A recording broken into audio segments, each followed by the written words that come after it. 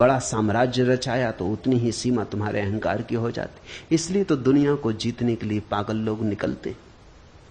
दुनिया को जीतने थोड़ी निकलते। दुनिया किसने कब जीती? लोग आते हैं चले जाते हैं, दुनिया को कौन जीत पाता है?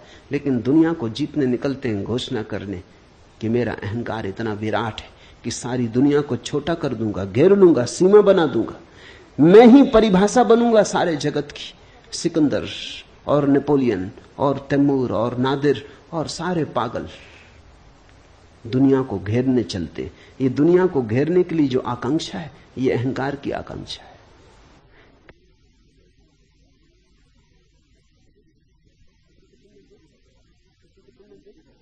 किसी को तुमने देखा मंत्री हो गया या मुख्यमंत्री हो गया, तब उसकी चाल देखी, फिर पद पर नहीं रहा तब उसको देखा। ऐसी खराब हालत हो जाती पद से उतर के। आदमी वही है, बल खो जाता है। वो जो अहंकार का विष था, जो गति दे रहा था, नशा दे रहा था, वो चाल में जो मस्ती आ गई थी, सिर ऊंचा उठ गया था, रीढ़ सीधी हो गई थी, वो सब खो जाता है। क्या हो गया? एक क्षण पहले इतना बल मालूम होता था, एक क्षण बाद ऐसा निर्बल हो गया। राजनीतिक पदों से उतर के ज्यादा दिन जिंदा नहीं रहते। राजनीतिक जब तक जीतते हैं तब तक बलशाली रहते हैं, जैसे ही हारने लगते वैसे ही बल खो जाता। मनोवैज्ञानिक कहते हैं कि लोग रिटायर होकर जल्दी मर जाते। 10 साल का फर्क पड़ता है, थोड़ा बहुत फर्क नहीं। जो आदमी 80 साल जीता, वो जब 60 साल में रिटायर हो जाता तो 70 में मर जाता है। वो 80 साल जी सकता था, कोई और कारण न था मरने का, लेकिन मरने का एक कारण मिल गया कि जब तुम कलेक्टर थे, कमिश्नर थे, पुलिस इंस्पेक्टर थे या कांस्टेबल ही सही, स्कूल के मास्टर ही सही। स्कूल के मास्टर की भी अकड़ होती, उसकी भी एक दुनिया होती। 30-40 लड़कों पर तो रोब बांधे ही रखता है, उनको तो दबाए ही रखता है, वहां तो सम्राट ही होता है। कहते हैं जब औरंगजेब ने अपने बाप को कारागृह में बंद कर दिया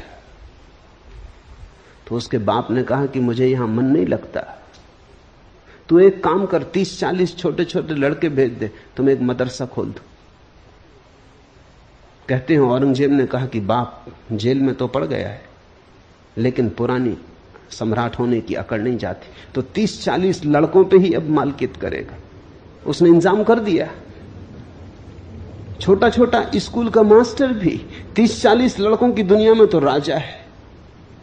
बड़े से बड़े राजा को भी इतना बल कहां होता है। कहो उठो तो उठते हैं लोग, कहो बैठो तो बैठते हैं लोग, सब उसके हाथ में।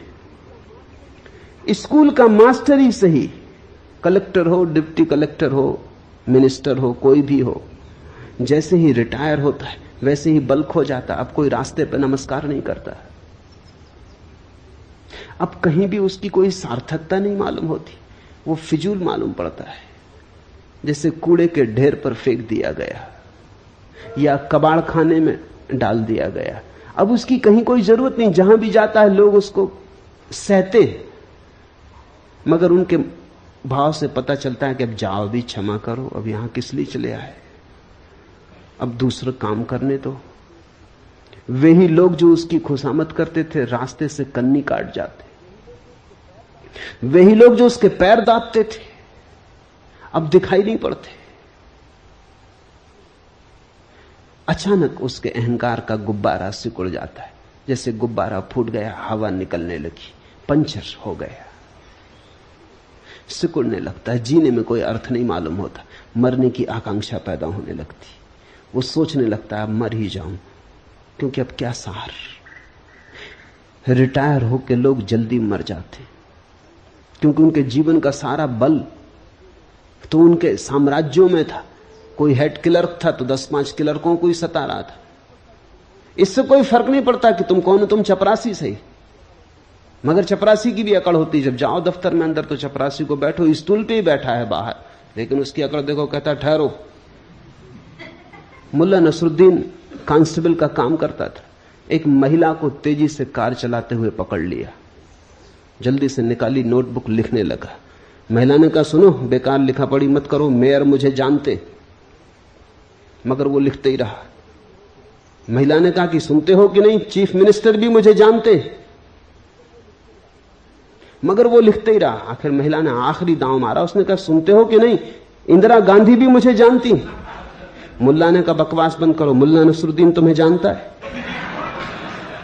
उस महिला ने कहा कौन मुल्ला नसरुद्दीन, मतलब? उसने कहा मेरा नाम मुल्ला नसरुद्दीन, अगर मैं जानता हूं तो कुछ हो सकता है, बाकी कोई भी जानता रहे, भगवान भी तुम्हें जानता हो। ये रिपोर्ट लिखी जाएगी, ये मुकदमा चलेगा। हर आदमी की अपनी अकड़ है, कांस्टेबल की भी अपनी अकड़ है, उसकी भी अपनी दुनिया है, अपना राज्य, उसके भीतर फंसे कि वो सताएगा। अहंकार जीता है उस सीमा पर जो तुम कर सकते हो। इसलिए तुम देखना, अहंकारी आदमी हां कहने में बड़ी मजबूरी अनुभव करता है। तुम अपने में ही निरीक्षण करना। ये मैं कोई दूसरों को जांचने के लिए तुम्हें मापदंड नहीं दे रहा हूं, तुम अपना ही आत्मविश्लेषण करना। नहीं कहने में मजा आता है, क्योंकि नहीं कहने में बल मालूम पड़ता है। बेटा पूछता है मां से कि जरा बाहर खिलाऊं, वो कहता नहीं नहीं, अभी बाहर खेलने में कुछ हर्जा भी नहीं है। बाहर नहीं खेलेगा बेटा तो कहां खेलेगा? और मां भी जानती है कि जाएगा ही वो, थोड़ा शोरगुल मचाएगा, वो भी अपना बल दिखलाएगा, बलों की टक्कर होगी, थोड़ी राजनीति चलेगी, वो चीख पुकार मचाएगा, बर्तन पटकेगा, तब वो कहेगी अच्छा जा बाहर खेल। लेकिन वो जब कहेगी जा बाहर खेल, तब ठीक है, तब उसकी आज्ञा से जा रहा है।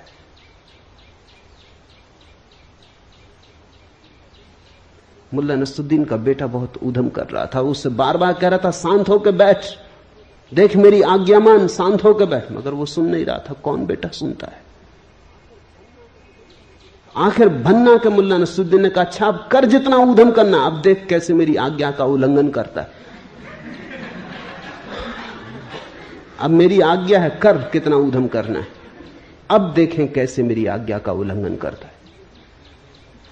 नहीं जल्दी आती जवान पर रखिए। तुम जरा गौर करना, 100 में 90 मौकों पर जहां नहीं कहने की कोई भी जरूरत न थी, वहां भी तुम नहीं कहते हो। नहीं कहने का मौका तुम चूकते नहीं, नहीं कहने का मौका मिले तो झपट के लेते हो। हां कहने में बड़ी मजबूरी लगती, हां कहने में बड़ी दयनीयता मालूम होती। हां कहने का मतलब होता तुम्हारा कोई बल नहीं। इसलिए जो बहुत अहंकारी हैं वो नास्तिक हो जाते। नास्तिक का मतलब उन्होंने आखिरी नहीं कह दी, उन्होंने कह दिया ईश्वर भी नहीं, और की तो बात छोड़ो। नास्तिक का अर्थ है कि उसने आखिरी अल्टीमेट परम इंकार कर दिया। आस्तिक का अर्थ है उसने परम स्वीकार कर लिया, उसने हां कह दिया ईश्वर है। ईश्वर को हां कहने का मतलब है मैं ना रहा, ईश्वर को ना कहने का मतलब है बस मैं ही रहा, अब मेरे ऊपर कोई भी नहीं, मेरे पार कोई भी नहीं, मेरी सीमा बांधने वाला कोई भी नहीं। हमारा कर्तृत्व हमारे अहंकार को भरता है। इसलिए अष्टावक्र के सूत्र को ख्याल करना, मैं करता हूं, अहम कर्ता इति। ऐसे अहंकार रूपी अत्यंत काले सर्प से दंशित हुआ तो व्यर्थी पीड़ित और परेशान हो रहा है। यह पीड़ा कोई बाहर से नहीं आती, ये दुख हम जो झेलते हैं अपना निर्मित किया हुआ है। जितना बड़ा अहंकार उतनी पीड़ा होगी। अहंकार घाव है, जरा सी हवा का झोंका भी दर्द दे जाता है। निरअहंकारी व्यक्ति को दुखी करना असंभव है, अहंकारी व्यक्ति को सुखी करना असंभव है। अहंकारी व्यक्ति ने तय ही कर लिया कि अब सुखी नहीं होना है, क्योंकि सुख आता है हां भाव से, स्वीकार भाव से। सुख आता है ये बात जानने से कि मैं क्या हूं, एक बूंद हूं सागर में, सागर की एक बूंद हूं, सागर ही है, मेरा होना क्या है। जिस व्यक्ति को अपने न होने की प्रतीति सघन होने लगती है, उतने ही सुख के अंबार उस पर बरसने लगते। जो मिटा वो भर दिया जाता है, जिसने अकड़ दिखाई वो मिट जाता है। मैं करता नहीं हूं ऐसे विश्वास रूपी अमृत को पीकर तू सुखी हो। मैं करता नहीं हूं ऐसे भाव को अष्टावक्र अमृत कहते। अहम न कर्ता इति, यही अमृत है। इसका एक अर्थ और भी समझ लेना चाहिए। सिर्फ अहंकार मरता है, तुम कभी नहीं मरते, इसलिए अहंकार मृत्यु है, विष है। जिस दिन तुमने जान लिया कि अहंकार है ही नहीं, बस मेरे भीतर परमात्मा ही है, उसकी है एक फैलाव, उसकी ही एक किरण, उसकी ही एक बूंद, फिर तुम्हारी कोई मृत्यु नहीं, फिर तुम अमृत हो। परमात्मा के साथ तुम अमृत हो, अपने साथ तुम मरण धर्मा हो। अपने साथ तुम अकेले हो, संसार के विपरीत हो, अस्तित्व के विपरीत हो, तुम असंभव युद्ध में लगे हो जिसमें हार सुनिश्चित है। परमात्मा के साथ सब तुम्हारे साथ है, जिसमें हार असंभव है, जीत सुनिश्चित है। सबको साथ लेके चल पड़ो। जहां सहयोग से घट सकता हो वहां संघर्ष क्यों करते हो? जहां झुक के मिल सकता हो वहां लड़के लेने की चेष्टा क्यों करते हो? जहां सरलता से, विनम्रता से मिल जाता हो वहां तुम व्यर्थ ही ऊधम क्यों मचाते हो? व्यर्थ का उत्पात क्यों करते हो? मैं करता नहीं हूं, ऐसे विश्वास रूपी अमृत को पीकर सुखी हो। जनक ने पूछा है कैसे हम सुखी हो, कैसे सुख हो, कैसे मुक्ति मिले? कोई विधि नहीं बता रहे हैं अष्टावक्र, वो नहीं कह रहे हैं कि साधो इस तरह, वो कहते हैं देखो इस तरह, दृष्टि ऐसी हो। बस ये सारा दृष्टि का ही उपद्रव है। दुखी हो तो गलत दृष्टि आधार है, सुखी होना है तो ठीक दृष्टि। विश्वास रूपी अमृत को पीकर सुखी हो, इसमें विश्वास की भी परिभाषा समझने जैसी है। अविश्वास का अर्थ होता है तुम अपने को समग्र के साथ एक नहीं मानते, उसी से संदेह उठता है। अगर तुम समग्र के साथ अपने को एक मानते हो तो कैसा अविश्वास? जहां ले जाएगा अस्तित्व वही शुभ है। न हम अपनी मर्जी आए, न अपनी मर्जी जाते। न तो हमें जन्म का कोई पता है क्यों जन्मे, न हमें मृत्यु का कोई पता है क्यों मरेंगे। न हमसे किसी ने पूछा जन्म के पहले कि जन्मना चाहते हो, न हमसे कोई मरने के पहले पूछेगा कि मरोगे, मरने की इच्छा है। सब यहां हो रहा है, हमसे कौन पूछता है? हम व्यर्थ ही बीच में क्यों अपने को लाएं? जिससे जीवन निकला है उसी में हम विसर्जित होंगे, और जिसने जीवन दिया है उस पर अविश्वास कैसा? जहां से इस सुंदर जीवन का आविर्भाव हुआ है उस स्रोत पर अविश्वास कैसा? जहां से ये फूल खिले, जहां ये कमल खिले, जहां ये चांद तारे, जहां ये मनुष्य पशु पक्षी हैं, जहां इतना गीत है, जहां इतना संगीत है, जहां इतना प्रेम है, उस पर अविश्वास क्यों? विश्वास का अर्थ है हम अपने को विजाती नहीं मानते, परदेसी नहीं मानते। हम अपने को इस अस्तित्व के साथ एक मानते। इस एक की उद्घोषणा के होते ही जीवन में सुख की वर्षा हो जाती। ऐसे विश्वास रूपी अमृत को पीकर सुखी हो। विश्वास अमृतम पीत्वा सुखी भव। अभी हो जा सुखी, पीत्वा सुखी भव, इसी क्षण हो जा सुखी। मैं एक विशुद्ध बोध हूं, ऐसी निश्चय रूपी अग्नि से अज्ञान रूपी वन को जलाकर तू वीत सुख हुआ, सुखी हो। अभी हो जा दुख के पार। एक छोटी सी बात को जान लेने से दुख विसर्जित हो जाता है कि मैं विशुद्ध बोध हूं, कि मैं मात्र साक्षी भाव हूं, कि मैं केवल दृष्टा हूं। अहंकार का रोग एकमात्र रोग है। मैंने सुना है दिल्ली के एक कवि सम्मेलन में मुल्ला नसरुद्दीन भी सम्मिलित हुआ।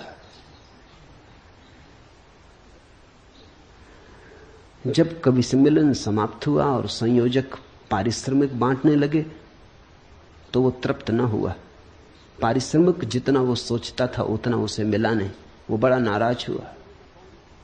उसने कहा, जानते हो मैं कौन हूं? मैं पूना का कालिदास हूं।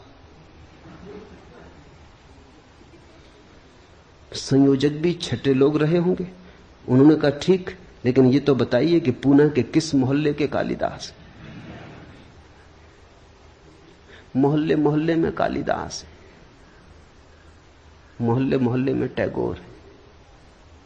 हर आदमी यही सोचता है कि अनूठी अद्वितीय प्रतिभा है उसकी। अरब में कहावत है कि परमात्मा जब किसी आदमी को बनाता तो उसके कान में कह देता तुमसे बेहतर आदमी कभी बनाया ही नहीं, और ये सभी से कहता है। ये मजाक बड़ी गहरी है, और हर आदमी मन में यही ख्याल लिए जीता है कि मुझसे बेहतर आदमी कोई बनाया नहीं, मैं सर्वोत्कृष्ट कृति हूं। कोई माने न माने तो उनकी ना समझी, ऐसे मैं सर्वोत्कृष्ट कृति हूं।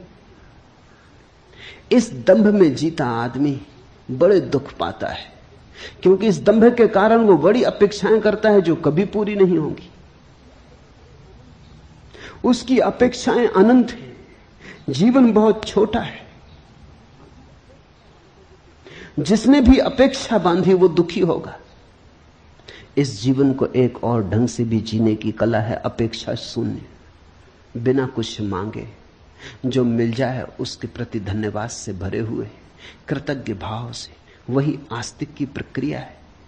जो तुम्हें मिला है वो इतना है, मगर तुम उसे देखो तब ना।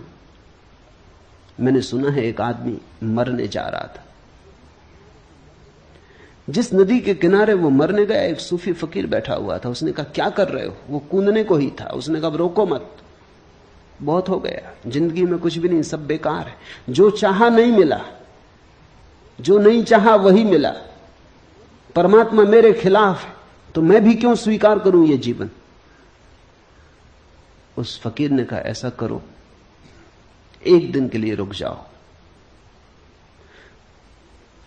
फिर मर जाना। इतनी जल्दी क्या? तुम कहते हो तुम्हारे पास कुछ भी नहीं। उसने कहा कुछ भी नहीं, कुछ होता तो मरने क्यों आता? उस फकीर ने कहा तुम मेरे साथ आओ, इस गांव का राजा मेरा मित्र है। वो ले गया फकीर को, फकीर उसे ले गया। उसने सम्राट के कान में कुछ कहा। सम्राट ने कहा 1 लाख रुपए दूंगा। उस आदमी ने इतनी सुना, फकीर ने क्या कहा कान में वो नहीं सुना। सम्राट ने कहा 1 लाख रुपए दूंगा। फकीर आया और उस आदमी के कान में बोला कि सम्राट तुम्हारी दोनों आंखें 1 लाख रुपए में खरीदने को तैयार, बेचते हो? उसने कहा क्या मतलब? आंख और बेच दूं? लाख रुपए में 10 लाख दे तो भी नहीं देने वाला। तो सम्राट के पास फिर गया। उसने कहा अच्छा 11 लाख देंगे। उस आदमी ने कहा छोड़ो जी, ये धंधा करने नहीं, आंख बेचेंगे क्यों? फकीर ने कहा कान बेचोगे, नाक बेचोगे? ये सम्राट हर चीज खरीदने को तैयार है और जो दाम मांगो देने को तैयार। उसने कहा नहीं, ये धंधा हमें करने नहीं है, बेचेंगे क्यों? उस फकीर ने कहा जरा देख, आंख तू 11 लाख में भी बेचने को तैयार नहीं, और रात तू मरने जा रहा था और कह रहा था कि मेरे पास कुछ भी नहीं। जो मिला है वो हमें दिखाई नहीं पड़ता। जरा इन आंखों को तो ख्याल करो, ये कैसा चमत्कार है।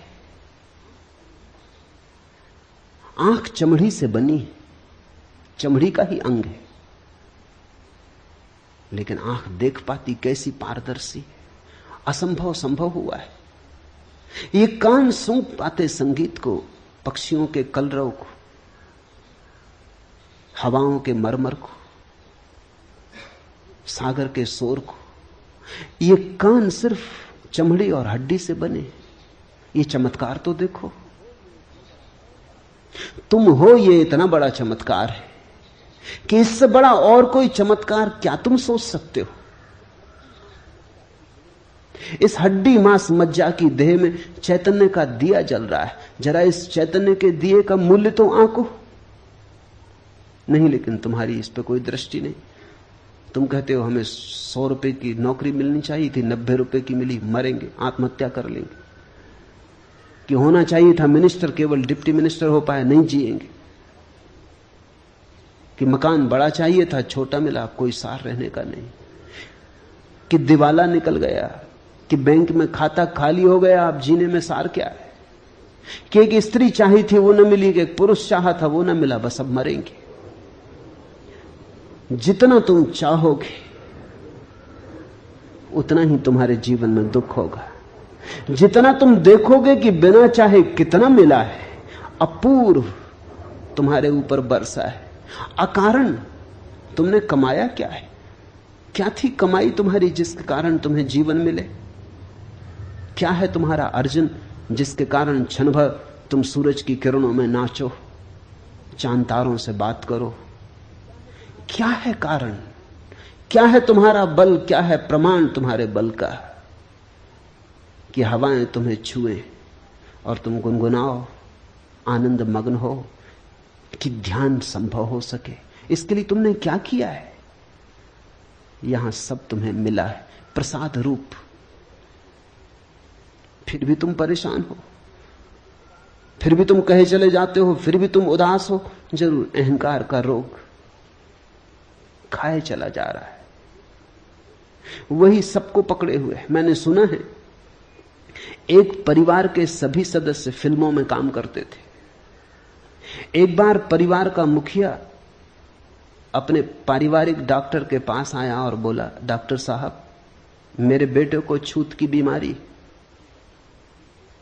स्कारलेट फीवर, और वह मानता है कि उसने घर की नौकरानी को चूमा है। आप घबराइए नहीं, डॉक्टर ने सलाह दी, जवानी में खून जोश मारता ही है। आप समझे नहीं डॉक्टर, वो आदमी बोला और थोड़ा बेचैन होकर, सच बात यह है कि उसके बाद मैं भी उस लड़की को चूम चुका हूं। तब तो मामला कुछ गड़बड़ नजर आता है। डॉक्टर ने स्वीकार किया। अभी क्या गड़बड़ है डॉक्टर साहब? उसके बाद मैं अपनी पत्नी को भी 2 बार चूम चुका हूं। इतना सुनते ही डॉक्टर अपनी कुर्सी से उछल के चिल्लाया, तब तो मारे गए, तब तो ये वाहियात बीमारी मुझे भी लग चुकी होगी। वो उनकी पत्नी को चूम चुके। ऐसी बीमारी फैलती चली जाती। अहंकार छूत की बीमारी है। जब बच्चा पैदा होता है तो कोई अहंकार नहीं होता, बिल्कुल निरअहंकार, निर्दोष होता है। खुली किताब होता है, कुछ भी लिखावट नहीं होती, खाली किताब होता है। फिर धीरे धीरे अक्षर लिखे जाते, फिर धीरे धीरे अहंकार निर्मित किया जाता है। माँ बाप, परिवार, समाज, स्कूल, विश्वविद्यालय फिर उसके अहंकार को मजबूत करते चले जाते। ये सारी प्रक्रिया हमारे शिक्षण की और संस्कार की, सभ्यता और संस्कृति की बस एक बीमारी को पैदा करती, अहंकार को जन्माती। ये अहंकार फिर जीवन भर हमारे पीछे प्रेत की तरह लगा रहता है। अगर तुम धर्म का ठीक अर्थ समझना चाहो तो इतना ही है। समाज, संस्कृति, सभ्यता तुम्हें जो बीमारी दे देते हैं, धर्म उस बीमारी की औषधि है और कुछ भी नहीं। धर्म समाज विरोधी है, सभ्यता विरोधी है, संस्कृति विरोधी है। धर्म बगावत है, धर्म क्रांति है। धर्म की क्रांति का कुल अर्थ इतना ही है कि तुम्हें जो दे दिया है दूसरों ने, उसे किस भांति तुम्हें सिखाया जाए कि तुम उसे छोड़ दो, उसे पकड़ के मत चलो। वही तुम्हारी पीड़ा है, वही तुम्हारा नरक है। अहंकार के अतिरिक्त जीवन में और कोई बोझ नहीं है। अहंकार के अतिरिक्त जीवन में और कोई बंधन, जंजीर नहीं है। मैं एक विशुद्ध बोध हूं। ऐसी निश्चय रूपी अग्नि से अज्ञान रूपी वन को जलाकर तू वीत शोक हो, सुखी हो। अहंकार का अर्थ है अपने चैतन्य को किसी और चीज से जोड़ लेना। एक आदमी कहता है कि मैं बुद्धिमान हूं, तो उसने बुद्धिमानी से अपने अहंकार को जोड़ लिया, तो उसकी चेतना अशुद्ध हो गई। तुमने देखा, दूध में कोई पानी मिला देता है तो हम कहते हैं दूध अशुद्ध हो गया। लेकिन अगर पानी मिलाने वाला कहे कि हमने बिल्कुल शुद्ध पानी मिलाया है, फिर तब भी तुम कहोगे अशुद्ध हो गया। शुद्ध पानी मिलाओ या अशुद्ध, ये थोड़ी सवाल है। पानी मिलाया, इससे कोई फर्क नहीं पड़ता कि तुमने शुद्ध पानी मिलाया, तो भी दूध तो अशुद्ध हो गया। और अगर गौर करो तो दूध ही अशुद्ध नहीं हुआ, पानी भी अशुद्ध हो गए। पानी और दूध दोनों शुद्ध थे, अलग अलग मिलके अशुद्ध हो गए।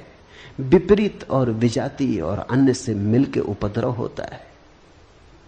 चैतन्य जैसे ही अपने से भिन्न से मिल जाता है। तुमने कहा मैं बुद्धिमान, बुद्धि यंत्र है, उसका उपयोग करो, बुद्धिमान मत बनो। यही बुद्धिमानी है, बुद्धिमान मत बनो। तुमने कहा मैं बुद्धिमान, उपद्रव शुरू हुआ, दूध पानी से मिल गया। फिर तुम्हारी बुद्धि कितनी ही शुद्ध हो, इससे कोई फर्क नहीं पड़ता। तुमने कहा मैं चरित्रवान, दूध पानी से मिल गया। अब तुम्हारा चरित्र कितना ही शुद्ध हो, इससे कुछ फर्क नहीं पड़ता। दुष्चरित्र और सच्चरित्र दोनों के अहंकार होते।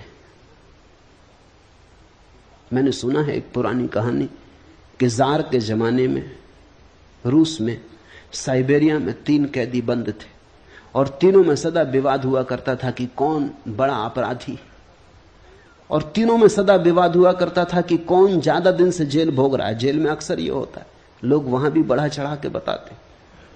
ऐसे नहीं कि तुम अपना बैंक बैलेंस बढ़ा चढ़ा के बताते हो और मेहमान आ जाते तो घर में पड़ोस से फर्नीचर मांग के वो गलीचे बिछा देते हो, तुम ही धोखा देते हो। ऐसा नहीं है। ऐसा नहीं है कि तुम ही दूसरों को देख के खूब जोर जोर से हरे राम करने लगते हो कि कोई आ जाए तो प्रार्थना लंबी हो जाती है, पूजा की घंटियां जोर से बजने लगती हैं, कोई ना आए जल्दी निपटा लेते हो। ऐसा तुम ही करते हो, ऐसा नहीं है। मेहमान घर में हो तो तुम मंदिर चले जाते हो, क्योंकि मेहमानों पर धार्मिक होने का प्रभाव डालना है। कैदी भी कारागृह में इसी तरह करते। उन 3 कैदियों में विवाद होता था। एक दिन पहले कैदी ने कहा कि मैं जब जेल में आया था, जब मुझे साइबेरिया के जेल में डाला गया, तब मोटर गाड़ी नहीं चलती थी। दूसरे ने कहा इसमें क्या रखा है, मैं जब डाला गया तब बैलगाड़ी तक नहीं चलती थी। तीसरे ने कहा बैलगाड़ी क्या होती। वो ये सिद्ध करने की कोशिश कर रहे हैं कि कौन कितने प्राचीन समय से उस जेल में पड़ा हुआ। इसमें भी अहंकार है। मैंने सुना है एक जेल में एक नया अपराधी आया, जिस कोठरी में उसे भेजा गया था उस कोठरी में एक दादा पहले से ही जमे थे। उन दादा ने पूछा कि कितने दिन रहेगा। मैंने कहा कि ये कोई 20 साल की सजा हुई। तो उसने कहा तू दरवाजे पे रह, तुझे जल्दी निकलना पड़ेगा, तू दरवाजे के पास ही अपना बिस्तरा लगा ले। अपराधी का भी अहंकार है। बुरे के साथ भी आदमी अपने अहंकार को भरता है, भले के साथ भी भरता है, लेकिन दोनों स्थितियों में चैतन्य अशुद्ध हो जाता है। अष्टावक्र कहते हैं मैं एक विशुद्ध बोध हूं, न तो मैं बुद्धिमान हूं, न मैं चरित्रवान हूं, न मैं चरित्रहीन हूं, न मैं सुंदर हूं, न मैं असुंदर हूं, न मैं जवान हूं, न मैं बूढ़ा हूं, न गोरा न काला, न हिंदू न मुसलमान, न ब्राह्मण न शूद्र। मेरा कोई तादात्म्य नहीं। मैं इन सबको देखने वाला हूं। जैसे तुमने दिया जलाया अपने घर में, तो दिए की रोशनी टेबल पे भी पड़ती, कुर्सी पे भी पड़ती, दीवार पे भी पड़ती, दीवार घड़ी पे भी पड़ती, फर्नीचर पे, अलमारी पर, कालीन पर, फर्श पर, छप्पर पर, सब पे पड़ती। तुम बैठे तुम पे भी पड़ती। लेकिन ज्योति न तो दीवार है, न छप्पर है, न फर्श है, न टेबल है, न कुर्सी है। सब रोशन है उस रोशनी में, लेकिन रोशनी अलग है। शुद्ध चैतन्य तुम्हारी रोशनी है, तुम्हारा बोध है। वो बोध तुम्हारी बुद्धि पर भी पड़ता है, तुम्हारी देह पर भी पड़ता है, तुम्हारे कृत्य पर भी पड़ता है, लेकिन तुम उनमें से कोई भी नहीं हो।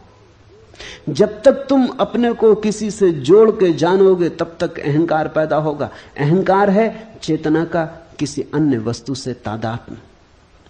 जैसे ही तुमने सारे तादात्म्य छोड़ दिए, तुमने कहा मैं तो बस शुद्ध बोध, मैं तो शुद्ध बोध हूं, शुद्ध बुद्ध हूं, वैसे ही तुम घर लौटने लगे, मुक्ति का क्षण करीब आने लगा। अष्टावक्र कहते हैं विशुद्ध बोध हूं ऐसी धारणा, अहम एका विशुद्ध बोधा इति। ऐसे निश्चय रूपी अग्नि से। ये क्या है निश्चय रूपी बात? सुन के ये निश्चय न होगा,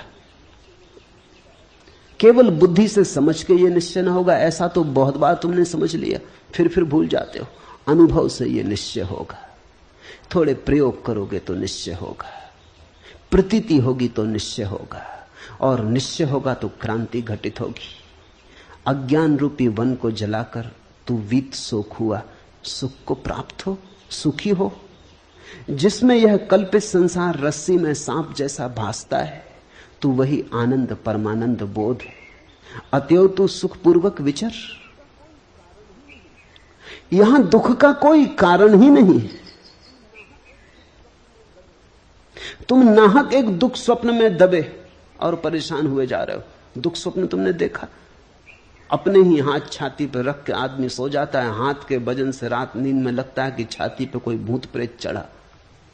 अपने ही हाथ रखे हैं छाती पर, उनका ही वजन पड़ रहा है, लेकिन निद्रा में वही वजन भ्रांति बन जाता। या अपना ही तकिया रख लिया अपनी छाती पर, लगता पहाड़ गिर गया। चीखता चिल्लाता, चीख भी नहीं निकलती। हाथ पैर हिलाना चाहता, हाथ पैर भी नहीं हिलते, ऐसी घबराहट बैठ जाती।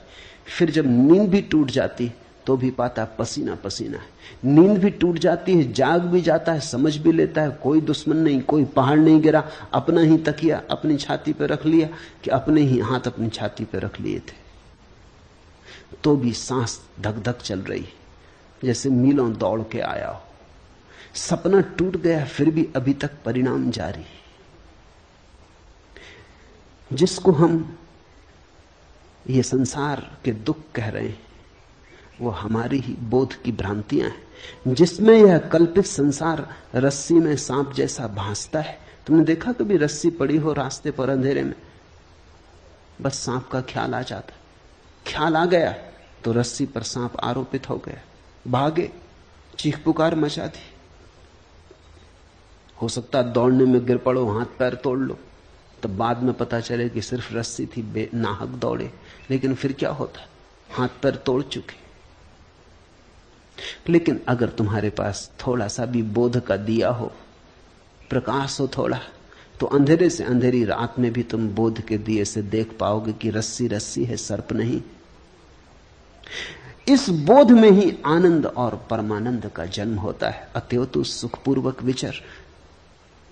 तेरे पास सूत्र है, तेरे पास ज्योति है, ज्योति को तूने नाहक के पर्दों में ढांका। पर्दे हटा, घूंघट के पट खोल। विचार के, वासना के, अपेक्षा के, कल्पनाओं के, सपनों के पर्दे हटाओ। वही हैं घूंघट। घूंघट को हटाओ, खुली आंख से देखो। लोग बुर्के ओढ़े बैठे, उन बुर्कों के कारण कुछ दिखाई नहीं पड़ता, धक्के खा रहे हैं, गड्ढों में गिर रहे हैं। वही आनंद परमानंद बोध है। अतएव तू सुखपूर्वक विचर। यत्र विश्वमिदं भाति कल्पितम रज्जु सर्पवत आनंद परमानंदा सा बोधस्त्वम सुखम चर। आनंद परमानंद बोधा त्वम सुखम चर। इस थोड़े से बोध को समझ लो, पकड़ लो, पहचान लो, फिर विचरण करो सुख में। ये अस्तित्व परम आनंद है। इस अस्तित्व ने दुख जाना नहीं, दुख तुम्हारा निर्मित किया हुआ है। कठिन है समझना ये बात, क्योंकि हम इतने दुख में जी रहे हैं, हम कैसे माने कि दुख नहीं। वो जो रस्सी को देख के भाग गया है, वो भी नहीं मानता कि सर्प नहीं है। वो जो हाथ रख के छाती पे पड़ा है और सोचता है पहाड़ गिर गया, वो भी उस क्षण में तो नहीं मान सकता कि पहाड़ नहीं गिर गया है। वैसी ही हमारी दशा है। क्या करें? थोड़े दृश्य से दृष्टा की तरफ चलें। देखें सब, लेकिन देखने वाले को न भूलें। सुने सब, सुनने वाले को न भूलें। करें सब, लेकिन स्मरण रखें कि करता नहीं है। बुद्ध कहते थे चलो राह पर, और स्मरण रखो कि भीतर कोई चल नहीं रहा है। भीतर सब अचल है। ऐसा ही है भी। गाड़ी के चाक को चलते देखा, कील तो ठहरी रहती, चाक चलता जाता है। ऐसे ही जीवन का चाक चलता है, कील तो ठहरी हुई है। कील हो तुम। मुक्ति का अभिमानी मुक्त है और बद्ध का अभिमानी बद्ध, क्योंकि इस संसार में यह लोकोक्ति सच है कि जैसी मति वैसी गति। ये सूत्र मूल्यवान है। मुक्ति का अभिमानी मुक्त है। जिसने जान लिया कि मैं मुक्त हूं वो मुक्त है। मुक्ति के लिए कुछ और करना नहीं, इतना जानना ही है कि मैं मुक्त हूं।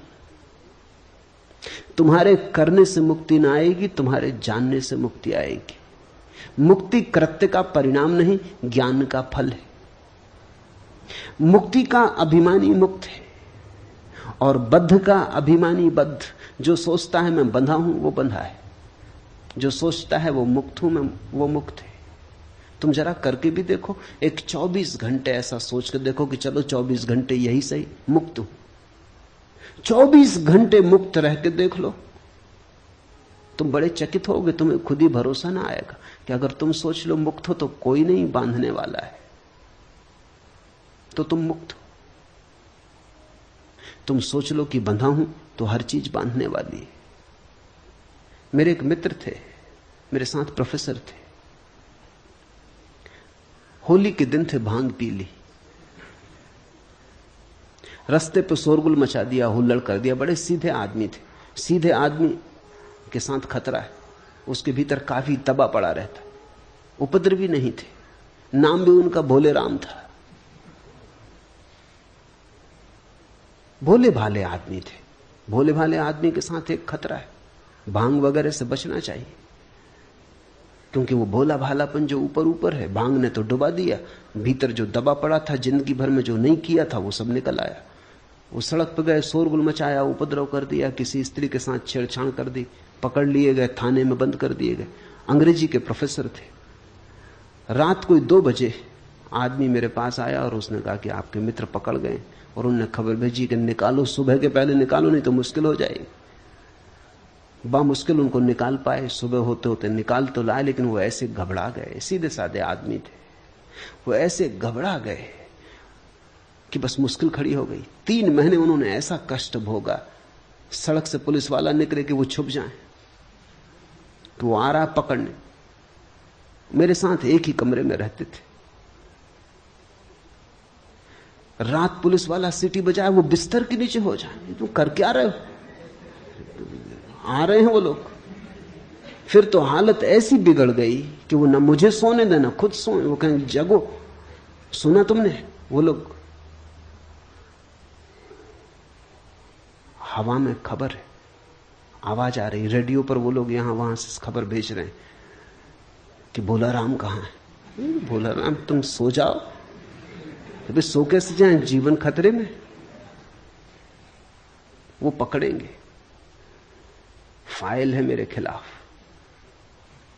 आखिर में इतना परेशान हो गया कि कोई रास्ता न देख के कॉलेज भी जाना उन्होंने बंद कर दिया। छुट्टी लेके घर बैठ गए। वो 24 घंटे एक ही रंग चलने लगा, जिसको मनोवैज्ञानिक पैरानॉइड कहते। वो पैरानॉइड हो गए, अपने भय से ही रचना करने लगे। भले आदमी थे, कभी सोचा भी नहीं था मैंने, लेकिन एक अनुभव हुआ कि आदमी क्या क्या कल्पना नहीं कर ले सकता है। दीवानों को वो कहें कान है, सब तरफ लोग सुन रहे हैं। कोई भी रास्ते पे चल रहा है तो वो उन्हीं को देखता हुआ चल रहा है। कोई किनारे पर खड़े होकर हंस रहा है तो वो भोला राम को देख के हंस रहा है। कोई बात कर रहा है तो वो उन्हीं के खिलाफ षड्यंत्र रच रहे हैं। सारी दुनिया उनके खिलाफ। फिर कोई उपाय न देख के मुझे एक ही रास्ता दिखाई पड़ा। एक परिचित मित्र थे, इंस्पेक्टर थे, उनको समझाया कि तुम आ जाओ एक दिन फाइल लेके। कोई फाइल हो तो हम ले आए, कोई फाइल है ना कुछ। इस आदमी ने कभी कुछ किया ही नहीं, सिर्फ एक दफा भंग पी, थोड़ा उधम मचाया, खत्म हो गई बात। अब इसमें कोई इतना शोरगुल नहीं।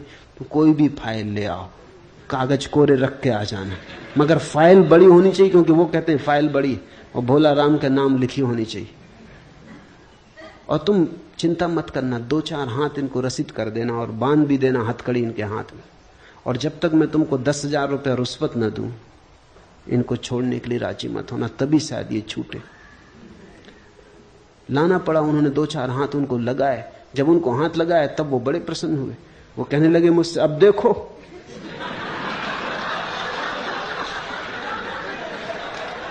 जो मैं कहता था हुआ कि नहीं, ये रही फाइल, बड़े बड़े अक्षरों में भोला राम लिखा है, अब बोलो। वो सब समझदारी की बातें कहां गई? अब ये हो रहा है, चले भोला राम, हथकड़ी भी डाल दी। मगर एक तरह से वो प्रसन्न थे, एक तरह से दुखी थे, रो रहे थे, मगर एक तरह से प्रसन्न थे कि उनकी धारणा सही सिद्ध हुई। आदमी ऐसा पागल है, तुम्हारे दुख की धारणा भी सही सिद्ध हो तो तुम्हारे अहंकार को तृप्ति मिलती कि देखो मैं सही सिद्ध हुआ। उनका पूरा भाव यह था कि सबको गलत सिद्ध कर दिया, सब समझाने वाले, कोई सही सिद्ध नहीं हुआ, आखिर में ही सही सिद्ध हुआ। बा मुश्किल समझाया और बुझाया। इंस्पेक्टर को सो कह रखा था जल्दी मत मान जाना, नहीं तो वो सोचेंगे कि कोई जालसाजी। वो कहा कि ये हो ही नहीं सकता, ये तो इनको आजन्म सजा होगी।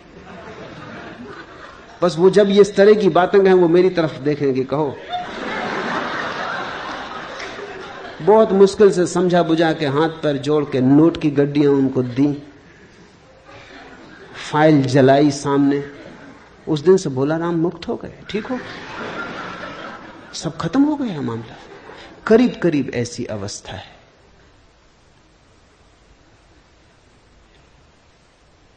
मुक्ति का अभिमानी मुक्त है और बद्ध का अभिमानी बद्ध, क्योंकि इस संसार में यह लोकोक्ति सच है कि जैसी मति वैसी गति।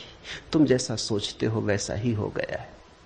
तुम्हारे सोचने ने तुम्हारा संसार निर्मित कर दिया है। सोच को बदलो, जागो और ढंग से देखो। सब यही रहेगा, सिर्फ तुम्हारे देखने, सोचने, जानने के ढंग बदल जाएंगे और सब बदल जाएगा। मुक्ताभिमानी मुक्तो ही बद्धो बद्धाभिमान्यपि किम वदन्ति है सत्ययम या मतिसा गति भवेत, या मतिसा गति भवेत। तो जैसा सोचो, जैसी मति वैसी गति हो जाती। आत्मा साक्षी है, व्यापक है, पूर्ण है, एक है, मुक्त है, चेतन है, क्रिया रहित है, असंग है, निष्प्रह है, शांत है। वह भ्रम के कारण संसार जैसा भासता है। साक्षी, व्यापक, पूर्ण।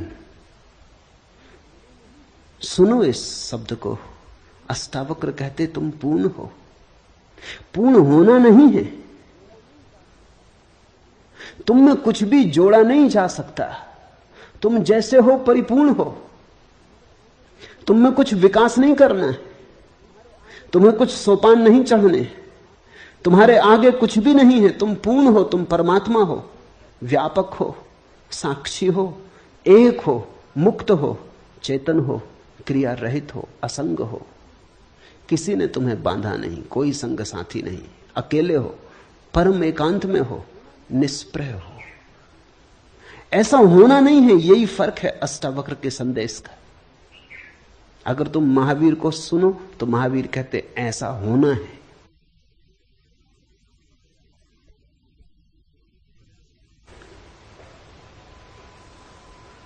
अष्टावक्र कहते हैं ऐसे तुम हो। ये बड़ा फर्क है, ये छोटा फर्क नहीं।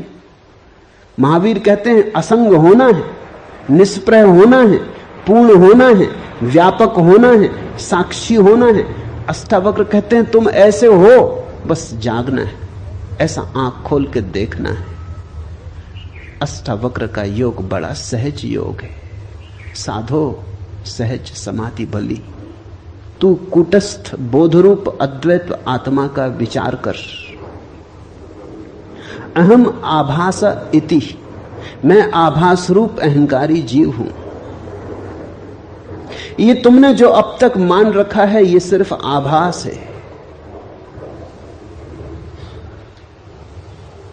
ये तुमने जो मान रखा है ये तुम्हारी मान्यता है, मति है। यद्यपि तुम्हारे आसपास भी ऐसा ही मानने वाले लोग हैं, इसलिए तुम्हारी मति को बल भी मिलता है। आखिर आदमी अपनी मति उधार लेता है, तुम दूसरों से सीखते हो। आदमी अनुकरण करता है। यहां सभी दुखी हैं, तुम भी दुखी हो गए हो। जापान में एक अद्भुत संत हुआ होते ही, जैसे ही वो ज्ञान को उपलब्ध हुआ, या कहना चाहिए जैसे ही वो जागा, वो हंसने लगा। फिर वो जीवन भर हंसता ही रहा। वो गांव गांव जाता है। होते ही को जापान में लोग हंसता हुआ बुद्ध कहते। वो बीच बाजार में खड़ा हो जाता और हंसने लगता। फिर तो उसका नाम दूर दूर तक फैल गया। लोग उसकी प्रतीक्षा करते कि होते ही कब आएगा। उसका कोई और उपदेश न था, वो बस बीच बाजार में खड़े होकर हंसता। धीरे धीरे भीड़ इकट्ठी हो जाती और लोग भी हंसने लगते। होते ही से लोग पूछते आप कुछ और कहो, वो कहता और क्या कहें, नाहक रो रहे हो, कोई हंसने वाला चाहिए जो तुम्हें हंसा दे। इतनी ही खबर लाता हूं कि हंस लो, कोई कमी नहीं है। दिल खोल के हंसो, सारा अस्तित्व हंस रहा है, तुम नाहक रो रहे हो। तुम्हारा रोना बिल्कुल निजी, प्राइवेट है, पूरा अस्तित्व हंस रहा है। चांद तारे फूल पक्षी सब हंस रहे हैं, तुम नाहक रो रहे हो। खोलो आंख, हंस लो, मेरा कोई और संदेश नहीं है। वो हंसता एक गांव से दूसरे गांव घूमता रहता। कहते हैं उसने पूरे जापान को हंसाया और उसके पास लोगों को धीरे धीरे हंसते हंसते हंसते झलकें मिलती। वो उसका ध्यान था, वही उसकी समाधि थी। लोग हंसते हंसते धीरे धीरे अनुभव करते कि हम हंस सकते हैं, हम प्रसन्न हो सकते हैं अकारण। कारण की खोज ही गलत है। तुम जब तक कारण खोजोगे कि जब कारण होगा तब हंसेंगे, तो तुम कभी हंसोगे ही नहीं।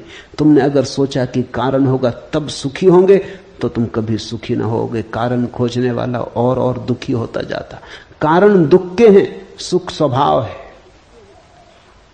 कारण को निर्मित करना पड़ता, दुख को भी निर्मित करना पड़ता। सुख है, सुख मौजूद है, सुख को प्रकट करो, यही अष्टावक्र का बार बार कहना है। बोधस्त्वम सुखम चर वीत सोखा सुखी भव, विश्वास समृतम पीतवा सुखी भव। पीले अमृत हो जा सुखी। मनुष्य पूर्ण है, एक है, मुक्त है। सिर्फ आभास बाधा डाल रहा है। मैं आभास रूप अहंकारी जीव हूं, ऐसे भ्रम को और बाहर भीतर के भाव को छोड़कर तू कूटस्थ बोधरूप अद्वैत आत्मा का विचार कर। अहम आभासा इति वाह्यम अंतरम भावम मुक्तवा। बाहर और भीतर के भाव से मुक्त हो जा। आत्मा न तो बाहर है और न भीतर। बाहर और भीतर भी सब मन के ही भेद है। आत्मा तो बाहर भी है, भीतर भी है। आत्मा में सब बाहर भीतर है, आत्मा ही है। बाहर भीतर के सब भाव को छोड़कर तू कूटस्थ बोध रूप अद्वैत आत्मा का विचार कर। यह अनुवाद ठीक नहीं है। मूल सूत्र है वाह्यम अंतरम भावम मुक्तवा। मुक्त होकर अंतर बाहर से त्वम कूटस्थ बोधम अद्वैतम आत्मानम परिभावे। परिभाव कर, विचार कर, ये ठीक नहीं। परिभाव कर कि तू कूटस्थ आत्मा है, ऐसा बोध कर, ऐसा भाव ऐसी भावना में जग। विचार तो फिर बुद्धि की बात हो जाती, विचार तो फिर ऊपर ऊपर की बात हो जाती। सिर से नहीं होगा, ये हृदय से होगा। ये भाव प्रेम जैसा होगा, गणित जैसा नहीं। ये तर्क जैसा नहीं होगा, गीत जैसा होगा, जिसकी गुनगुनाहट डूबती चली जाती गहराई तक और प्राणों के अंतरतम को छू लेती, स्पंदित कर देती। परिभाव कर कि मैं कूटस्थ आत्मा हूं। ये घूमता हुआ चाक नहीं, बीच की कील हूं। कील यानी कूटस्थ।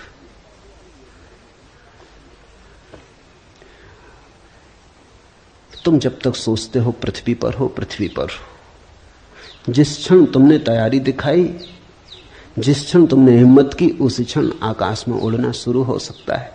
दल के दल तैर रहे मेघ मगन भू पर, उड़ता जाता हूं मैं मेघों के ऊपर। एक अजब लोक खुला है मेरे आगे, कोई सपना विराट सोए में जागे। कहां उड़ जाता है समय सिंधु घर घर। गाड़ी जो अंधी घाटी में बर्फीली, उर्मिल धाराओं में मछली चमकीली, धसता जाता हूं पैनिल तम के भीतर। कोसों तक लाल परधी सूरज को घेरे, छलक रहा इंद्रधनुष पंखों पर मेरे। यहां वहां फूट रहे रंगों के निर्झर, ठहरी सी नदी कहीं, उड़ते से पुल हैं, धाराओं पर धाराएं आकुल व्याकुल हैं, गलगल कर बहे जा रहे नभ में भूधर। गांव पर गांव धवल, जंगल कांसों के, उगते ये तरु अनंत किसकी सांसों के। एक दूसरी धरती बना हुआ है अंबर, दल के दल तैर रहे मेघ मगन भूपर। उड़ता जाता हूं मैं मेघों के ऊपर, एक अजब लोक खुला है मेरे आगे। कोई सपना विराट सोए में जागे। जागो, सपना खूब देखा, अब जागो। बस जागना कुंजी, कुछ और करना नहीं, न कोई साधना, न कोई योग, न आसन, बस जागना। हरिओम तत्सत।